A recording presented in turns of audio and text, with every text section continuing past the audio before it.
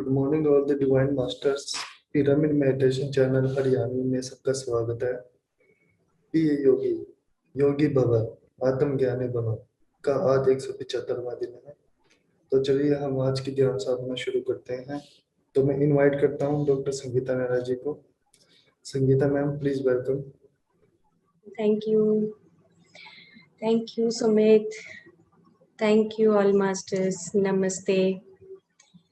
चलिए ध्यान साधना शुरू करते हैं। योगी भव, आराम से बैठ जाएंगे, आंखें बंद कर लेंगे, हाथ में हाथ रखेंगे, कमर को सीधा करेंगे, पैरों को क्रॉस कर लेंगे। कुछ देर के लिए जब तक हमिंग साउंड हो तब तक हमें पैरों को क्रॉस करके कमर को सीधा रखना है। आंखें बंद होते ही आपका ध्यान आपके सहस्रार पर, माथे पर, आज्ञा चक्र पर,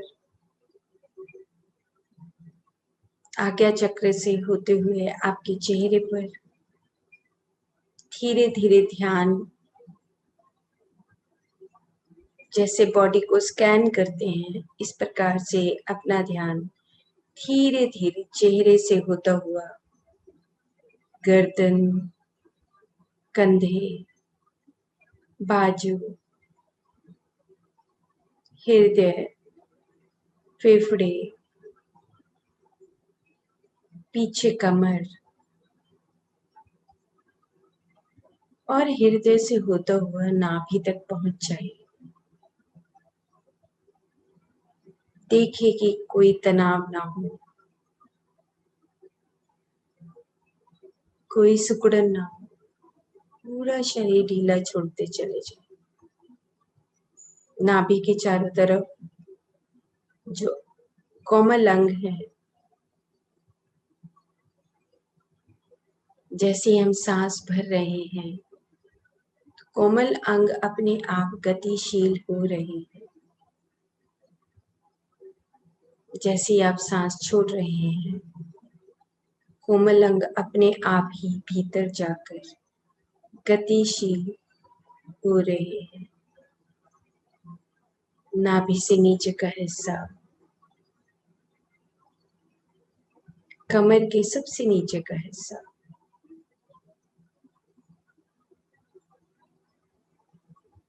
टांगे, पैर, पैर के तलवे, हाथ, हाथों की हथेली, उंगलियां, पूरा शरीर स्थिर हो रहा है। पूरा शरीर स्थिर,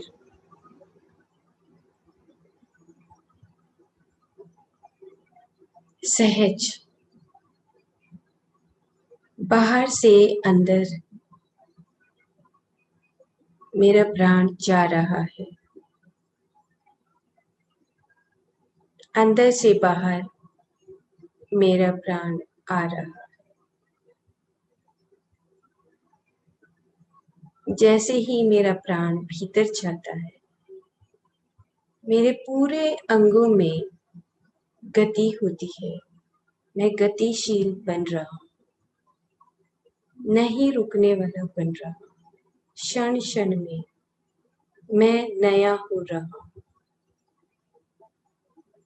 बाहर से भीतर जाता हुआ प्राण शक्ति और भीतर से जब प्राण शक्ति बाहर आती है तो हम सब कुछ समर्पण कर देते हैं।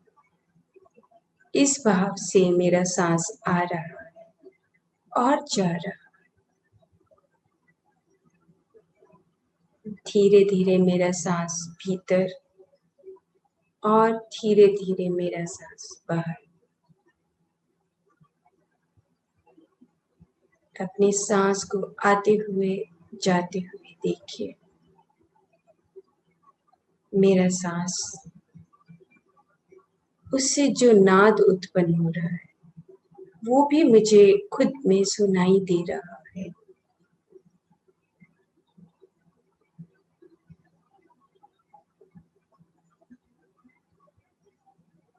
गले के पास आवाज आ रही है,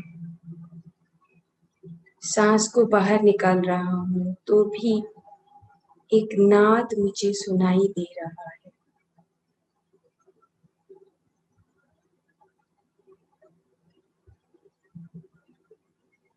हमिंग साउंड करते हुए बिल्कुल भीतर ही भीतर धीरे धीरे की आवाज करनी है।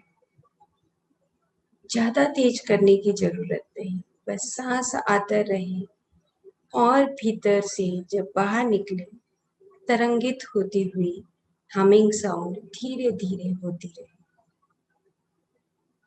कमर से के नीचे के हिस्से से लेकर सहस्रार तक हमें हमिंग साउंड लगातार करते रहना। आवाज आती रहेगी, जाती रहेगी और हम अपने सांस के साथ हमिंग साउंड करते रहेंगे, बिल्कुल सहज सरल तरीके से।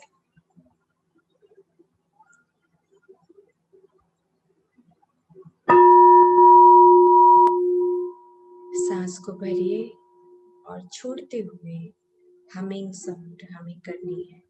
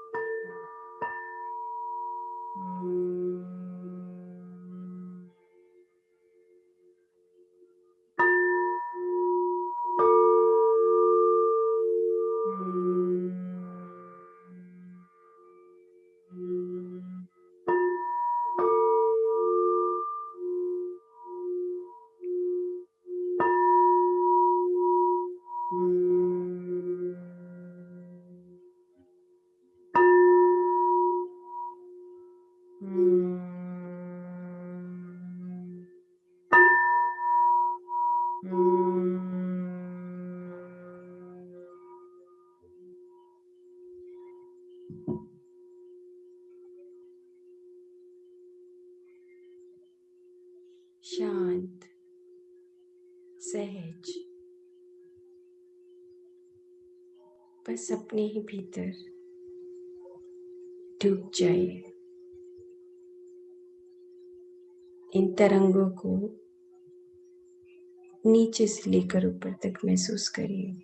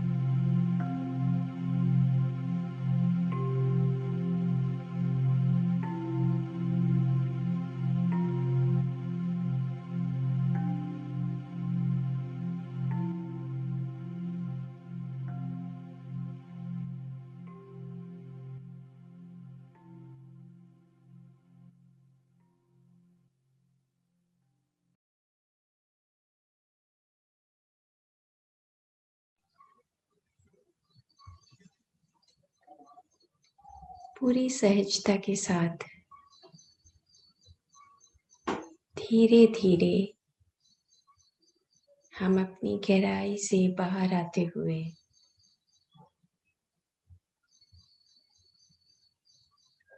फिर से हम अपनी सांसों की नाद को धीरे धीरे सुनते हुए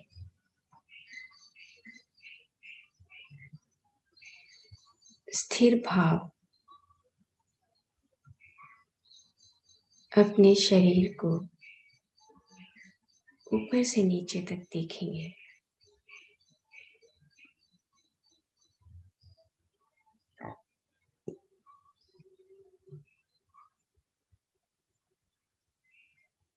मैं अपने आप में पूर्ण हूँ। मेरा गुरु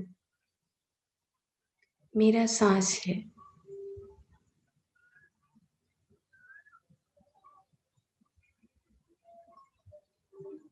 साइलेंस में रहना, साइलेंस मुझे सिखाता है। ये मेरा गुरु है। मेरे चारों तरफ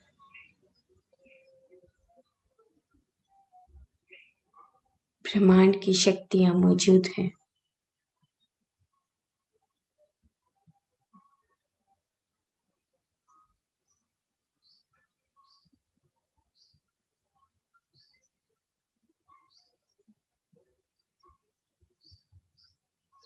चारों तरफ मास्टर्स को थैंक्स करते हैं। ग्रैटिट्यूड, थैंकफुलनेस हमेशा दूसरों के प्रति, अपने मास्टर्स के प्रति, एंसेस्टर्स के प्रति, परिवार के प्रति, इस पूरे ब्रह्मांड की शक्तियों के प्रति एक ग्रैटिट्यूड का भाव, नतमस्तक होना। Thank you.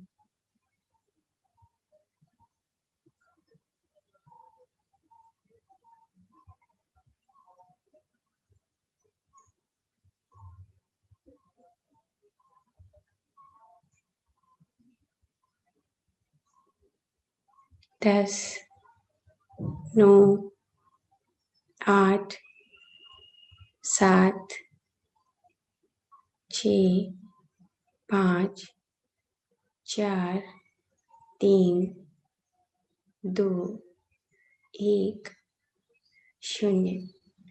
आराम से अपने दोनों हाथों को अपने चेहरे पर रखिए और धीरे धीरे अपने हाथों की ऊर्जा अपने चेहरे को देते हुए धीरे धीरे अपने हाथ हटा लीजिए।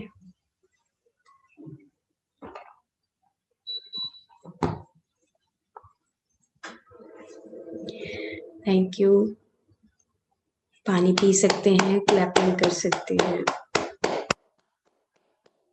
आराम आराम से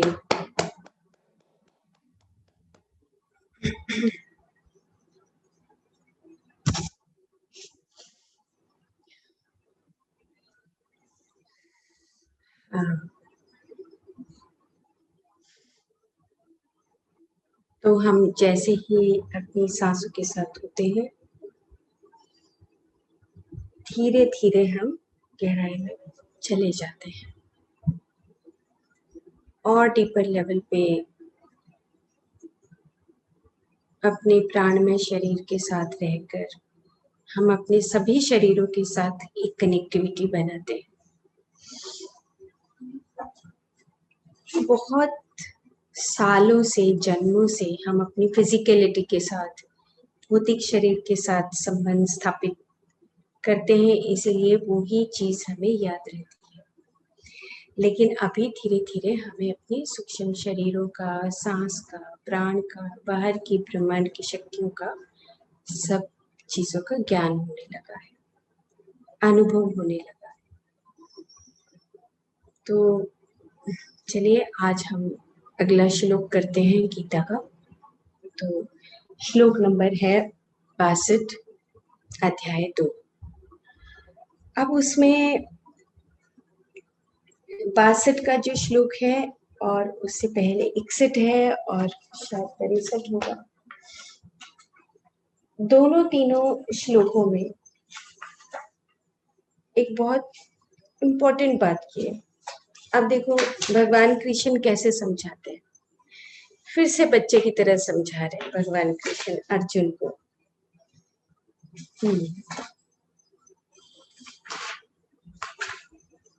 58, 62, 63 वो ये कहते हैं कि जैसे कछुआ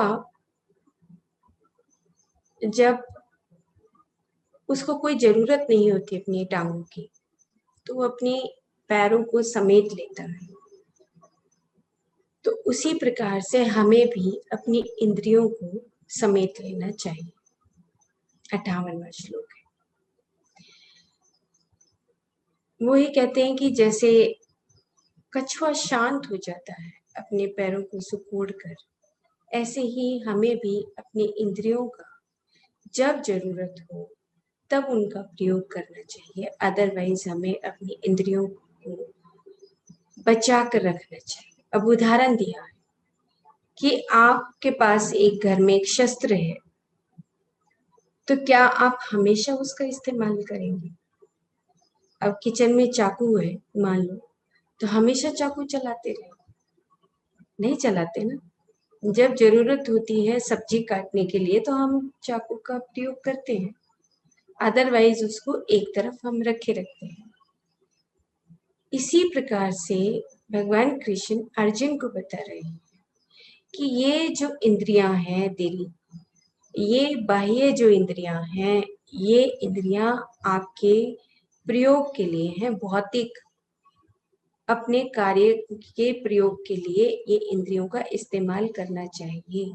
ना कि तू जो इतना ज्यादा अपने मन में भ्रम पैदा कर रहा है कि ऐसे होगा वैसे होगा, मैं क्या करूंगा, मुझे नरक मिलेगा, ये बातें तेरे को शोभा नहीं देती। तो अब इन तीनों श्लोकों में इतनी सुंदरता से उन्होंने बात समझाई। पहले अभी सारे श्लोकों में बता रहे हैं कि तुम्हें आत्मज्ञानी होनी चाहिए। अब आत्मज्ञानी के साथ साथ अब और गहराई में जा रहे हैं, और गहराई में जाते हुए अब मन की व्यथा को बता रहे हैं कि मन क्यों विचलित होता है। मन विचलित तब होता है जब हम अपनी इंद्रियों का ज्यादा प्रयोग करने लगते हैं।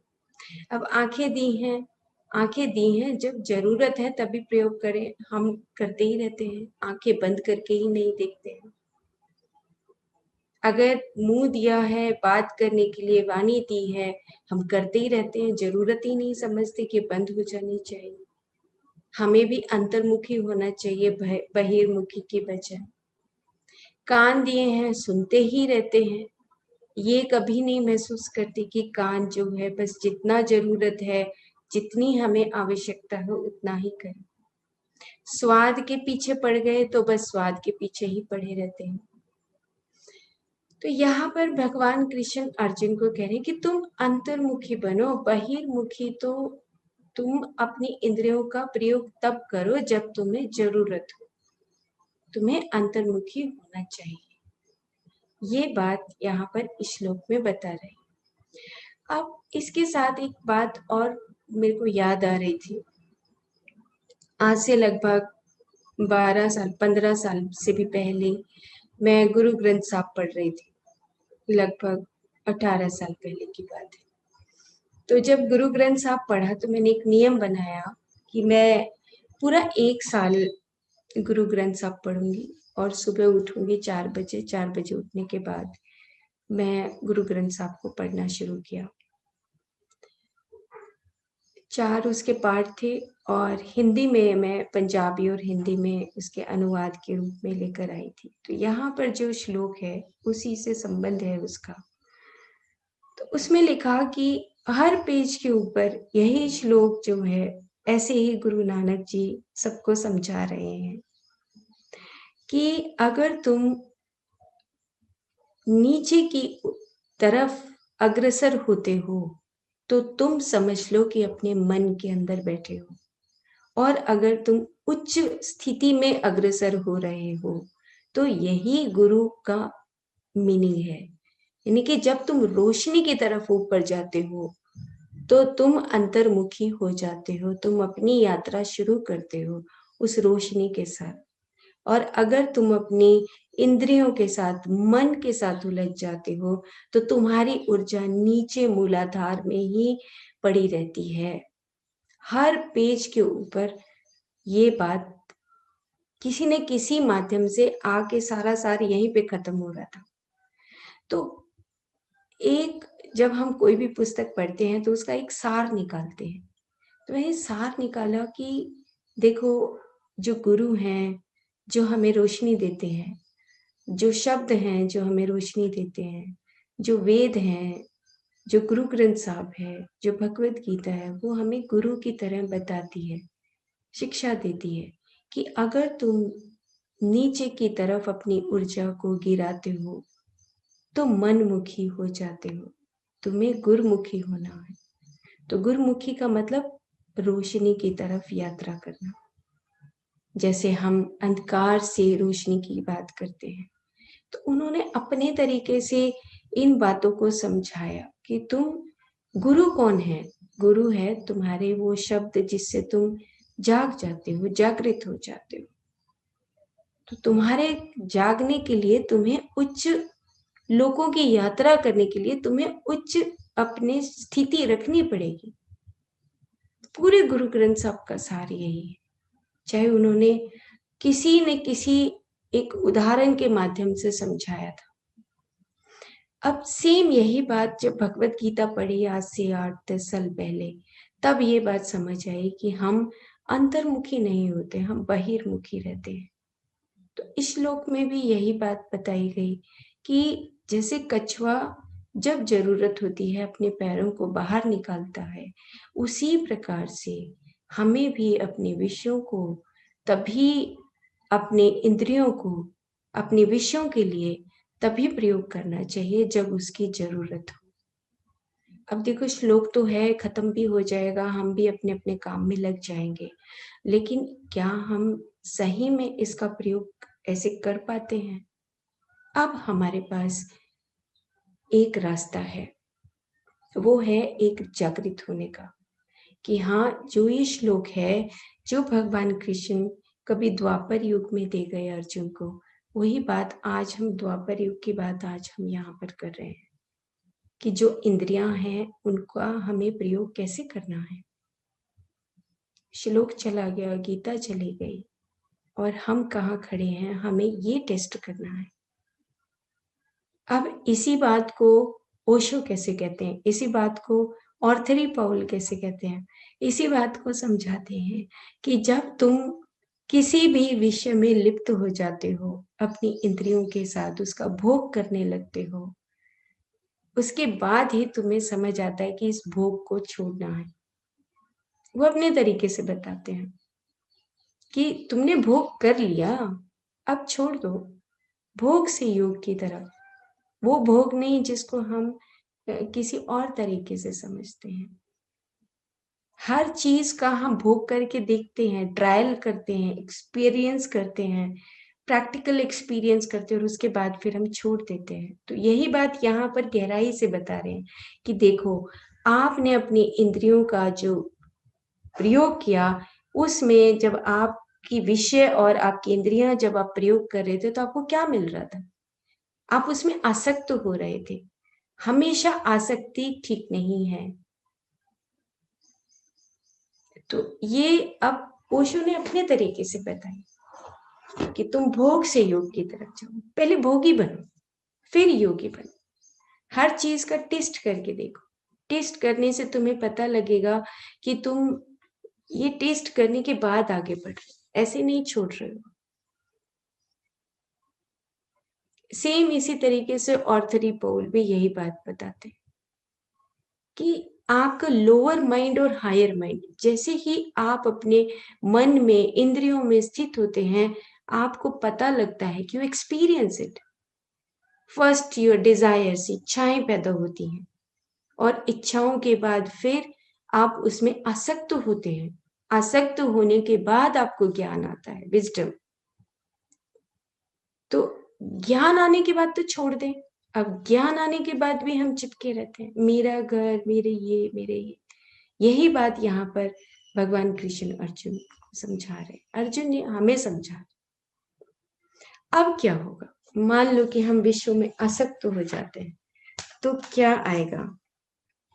अब अगले श्लोक की बात करें। अब बिल्कुल कहानी की तरह है ये, कहानी की तरह वो आगे समझाते हैं कि जब तुम विश्व में आसक्त हो जाते हो तो तुम्हारी कामनाएं पैदा होती हैं, और कामनाएं जब पूरी नहीं होती तो तुम्हें क्रोध आता है, तुम अविवेकशील हो जाते हो, और जब अविवेक होते हो तो तुम्हें मोह पैदा होने लगता है। जब बार बार तुम किसी चीज में आसक्त होने लगते हो तो तुम्हारा लालच बढ़ता चला जाता है, क्रोध बढ़ता चला जाता है, अविवेक बढ़ता चला जाता है, ये सारी चीजें बढ़ती चली जाती हैं।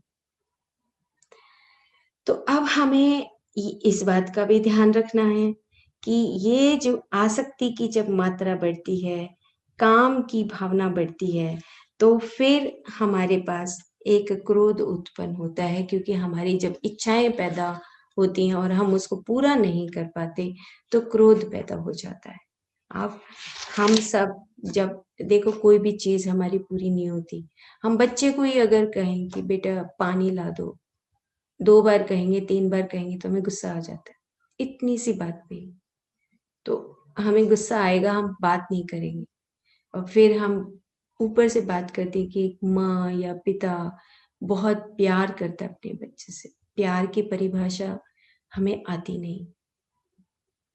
ये जो चीज है इसको हमें मतलब बहुत क्षण क्षण में महसूस करनी है, बहुत प्रैक्टिकल चाहिए। अगर हम एक ही लाइफ में इन सब चीजों को बदलना चाहते हैं।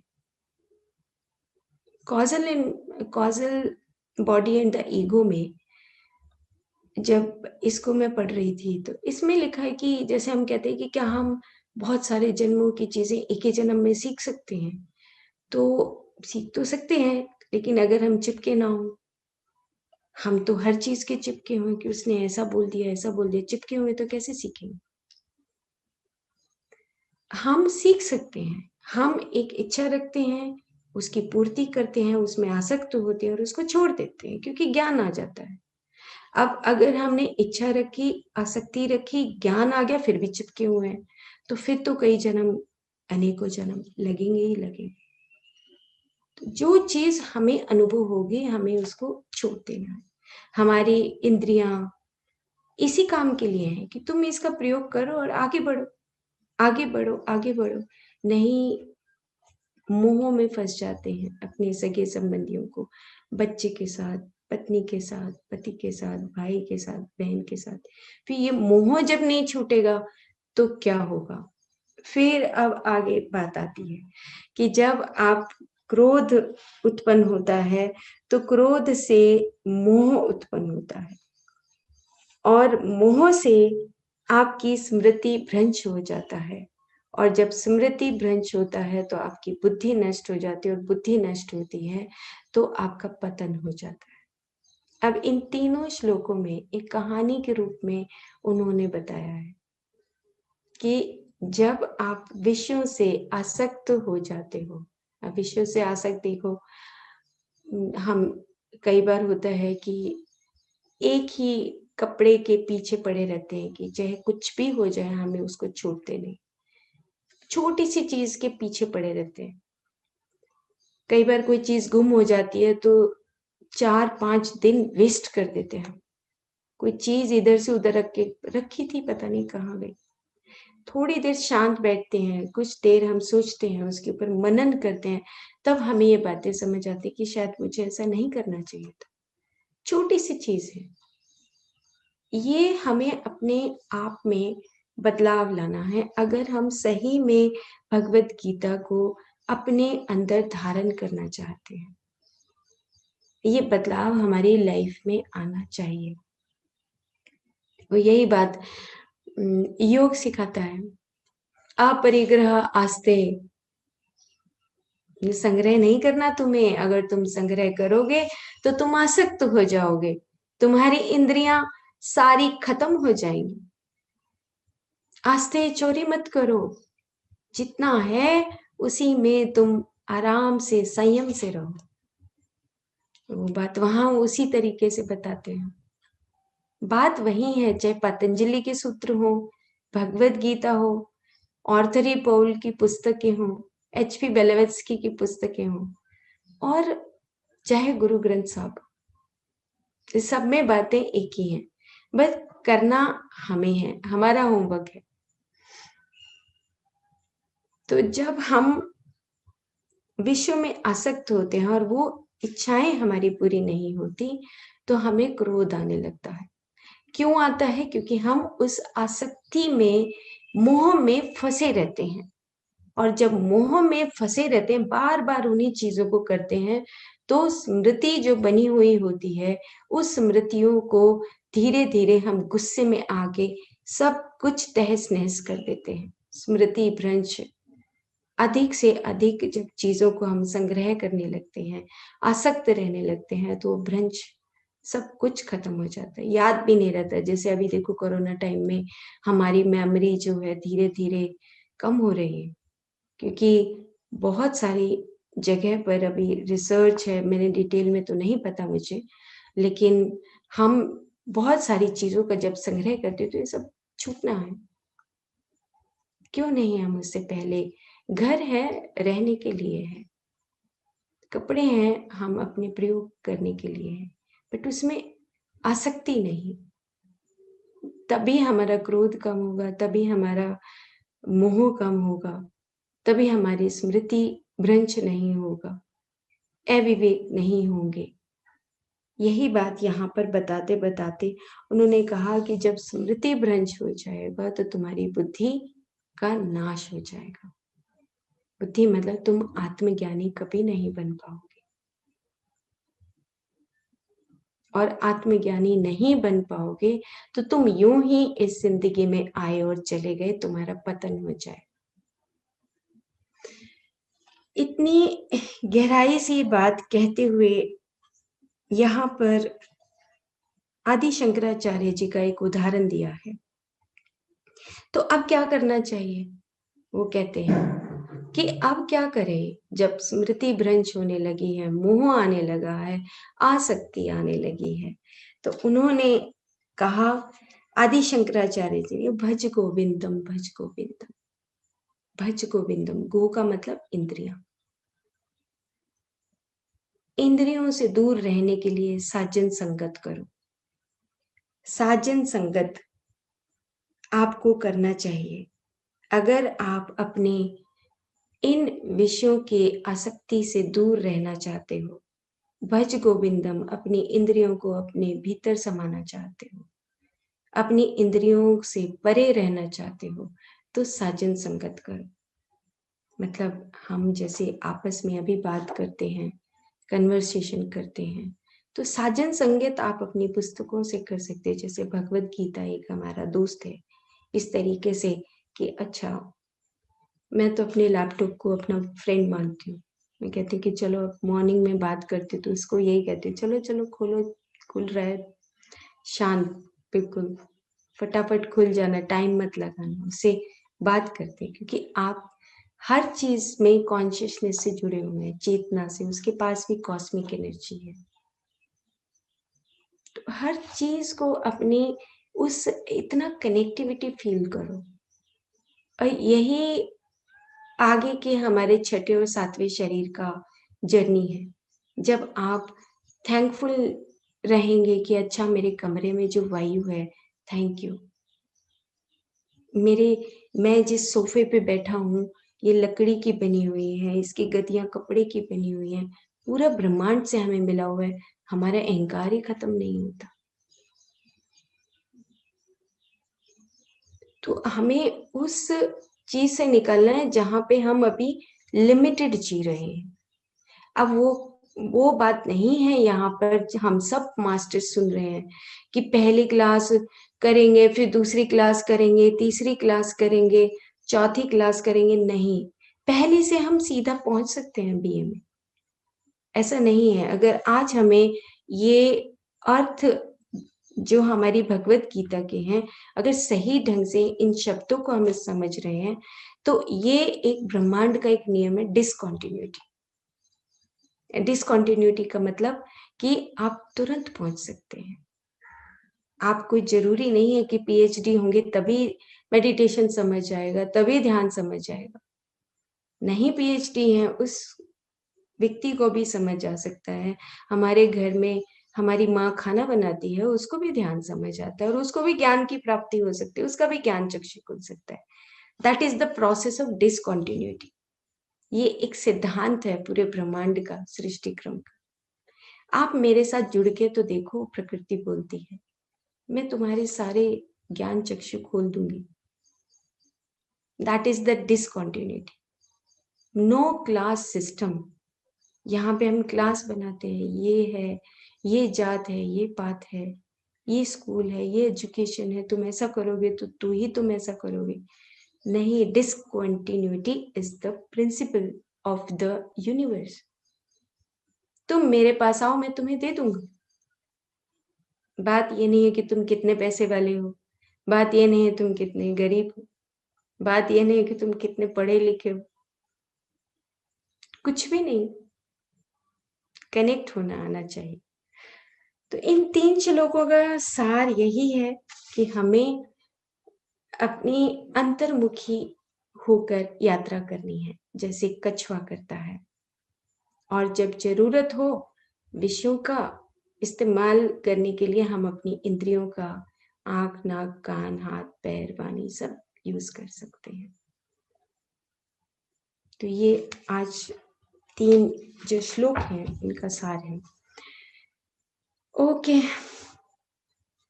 बाय, थैंक यू, नमस्ते। नहाते हुए भूलना नहीं है कि मुझे अपनी बॉडी को रगड़ना है, प्लीज। और मॉर्निंग में नोज क्लींजिंग, बॉडी को रब करना, बेसिक चीजें हैं, ये हमें याद रखनी है। प्रेजेंस ऑफ माइंड के साथ ही आपको नहाना है, टिप टू टो तक एक एक चीज को रगड़ रगड़ के विदाउट सोप पूरी बॉडी को रब करना है। पानी अपने आप में सफिशिएंट होता है। पूरी बॉडी को रब करिए, वैसे शाइनिंग आ जाए। Okay, bye.